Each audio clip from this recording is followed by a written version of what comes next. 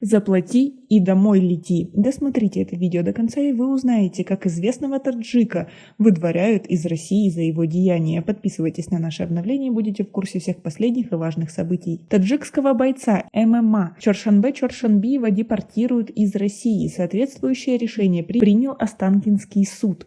В ближайшее время спортсмена отвезут в Центр временного содержания мигрантов, где он будет дожидаться возвращения на родину. Чоршанбиева Чоршанбе Авасхоновича, виновным в совершении административного правонарушения, предусмотренного частью 3 со значком 1 статьи 18.8 КОАП РФ, и назначить ему административное наказание в виде административного штрафа в размере 5000 рублей в доход государства с административным выдворением за пределы Российской Федерации. Кроме этого, Чоршанбиева обяжут выплатить штраф в размере 5000 рублей. Напомним, что бойца ММА задержали в Москве за гонки без прав по Лефортовскому тоннелю. И это не первый случай, когда спортсмена задерживает за правонарушение. Как вы относитесь к такому поведению нашего соотечественника? Свои ответы напишите нам, пожалуйста, в комментарии. Он выложил видео, на котором зафиксировано нарушение. Съемки вел не Чоршанбиев, а человек на соседнем сиденье, который комментировал обгон автомобилей. После этого молодого человека доставили в отдел ГУМВД Москвы, где он дал показания по факту нарушения. Спортсмен предъявил полицейским водительское удостоверение, которое недействительно в России, и он по-любому это знал. С нарушением правил дорожного движения перед Лефортовским туннелем. Если честно, я не знаю,